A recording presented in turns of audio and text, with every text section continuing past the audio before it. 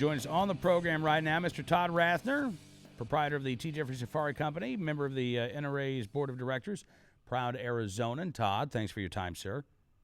Oh, thanks for having me, Cam. Yeah, listen, I saw this story earlier today, and I knew we had to talk with you about this. There's a guy down in Prescott, Arizona, Brad Desai. He's an FFL. He also owns a ranch, about 380 acres, lots of space. And he's building a private range there. He's putting up the big berms and the backstops. He wants to be able to shoot safely. But as I understand it, Todd, there are neighbors who don't like this, and apparently maybe even the county maybe getting involved in trying to stop this guy from shooting on his own land. Yeah, Cam, it's unbelievable that in a state like Arizona, that people move to in order to be able to exercise their Second Amendment rights freely. It's one of the big attractions to the state of Arizona, and you've got Brad Desai, who I think he was been in Arizona since he was a little kid. His family owns J&G Sales, which is a big internet retailer of firearms, and he bought a 380-acre ranch that he's ranching. That he's got horses out there. They're putting in greenhouses. They're building gravity-feed water systems there in order to water the area. And he also happens to shoot out there. And some of the berms that they put up in order to place the water tanks on top of, so they can gravity feed into certain trucks and then eventually into the greenhouses that are going in there, they shoot into them. And it's common practice for those of your listeners that are not, from the West or from Arizona. It's a common practice to basically shoot into any safe dirt berm out here in the desert, and it's not a big deal. And every rancher that I've ever met does it. They whether it's to sight in a deer rifle or to let a couple of friends come out and shoot on their ranch, or for whatever purposes, for whatever reason. And Mr. Desai has been shooting out there with one or two of his friends, and the local folks that are around him have complained to the Department of Development, to the zoning office there, and so has one single county supervisor, a guy named Craig Brown, they've complained to the development office and said that's not zoned for shooting. Well, it's complete nonsense, because no area is zoned specifically for shooting. First of all. Second of all, there's nothing in the zoning ordinance that says that a person can't shoot. If you made shooting on ranches illegal in Arizona, you'd have an awful lot of ranchers very, very upset for a number of reasons. Absolutely. And they're essentially, what's going on is you've got people, and what we like to say in Arizona is we've got these Californians moving out here, and they're coming into Arizona to live in the desert, and then they're unhappy when they find out that they live out in the desert, and things like recreational shooting go on out here. And that's what's going on. And there's also a land developer in the area who, if you looked at a county assessor's map and you saw how many pieces this guy owns that sort of horseshoes around Mr. Desai's property, he's the chief complainant here, and he's the loudest voice against this. And it's just ridiculous. I mean, and on top of that, they're claiming that Mr. Desai is trying to set up a commercial shooting range, and that's where they feel they have the authority to regulate him. And it's not commercial; it's private. It's for him and his family and his friends, right? To go out to the ranch and be able to spend a weekend and camp out and do a little bit of shooting. And so, where is this? Is this going to court, Todd? Well, I think it may. It depends. On November 12th, there's a hearing in front of a county hearing officer who is essentially is supposed to be an independent party who will hear what the zoning issues are, and then hopefully will listen to Brad and his attorneys and make a determination as to whether or not they can stop him from shooting on his own land. And if they stop him from shooting, then he's going to appeal up the administrative process, which could end up in front of the County Board of Supervisors, which one of them already we know is biased, right? Because he lives pretty close to this area. Now, if it gets beyond the county board of supervisors, it could end up going to court.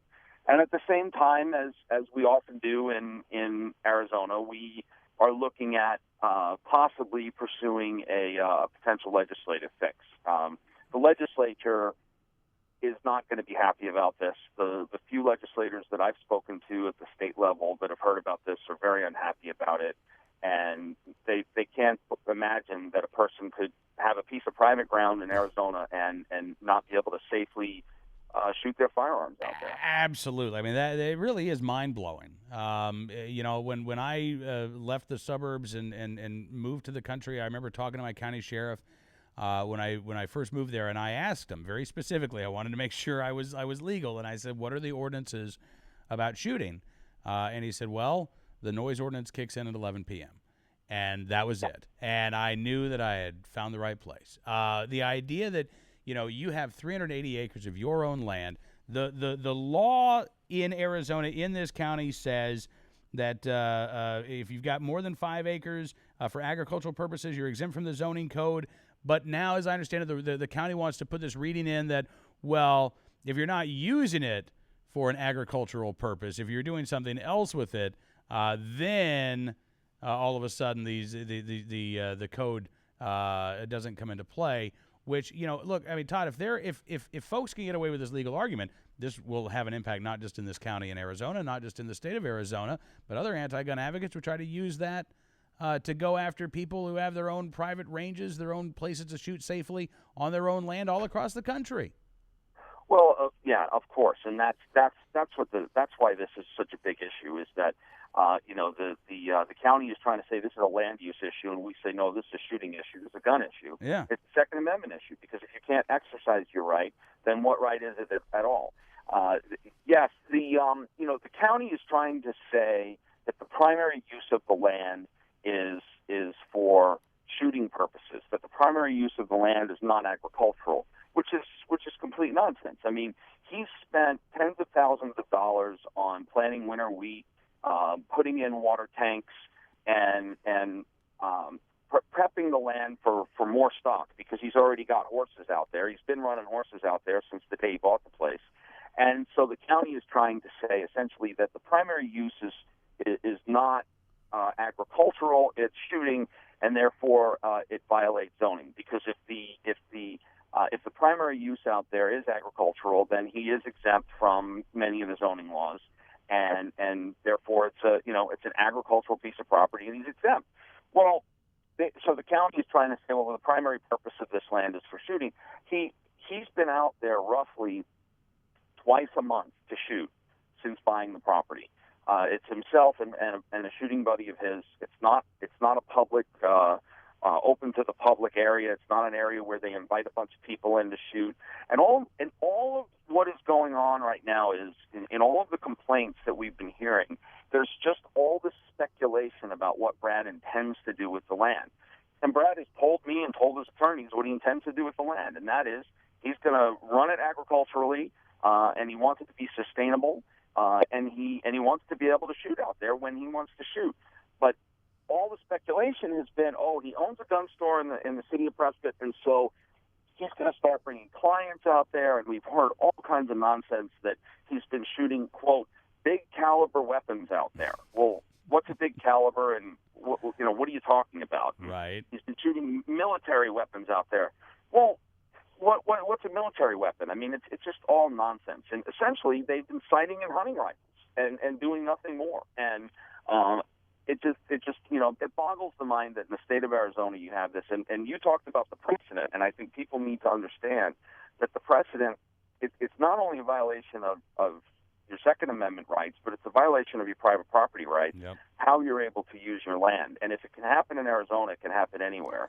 And we've got to make sure that we put these folks in check. Well, that's a very good point, Todd. We might expect to hear about this in California or in Connecticut or some in Massachusetts. To see this happening in Arizona, in Prescott, Arizona. And now, as you say, there are only a handful of people who are complaining, but as you say, there are most people who live in Arizona for a reason. They like their freedom. They want to be able to keep it. and they don't want to see somebody tell them that they can't exercise their constitutional rights on their own property. So will you let us know and give us an update on this? I definitely will. I'm working closely with Brad, and I will certainly keep you up to date through the whole process. All right. Thank you so much, sir. Todd Rathner joined us from the T. Jeffrey Safari Company, member of the NRA's board of directors, and a proud Arizona resident.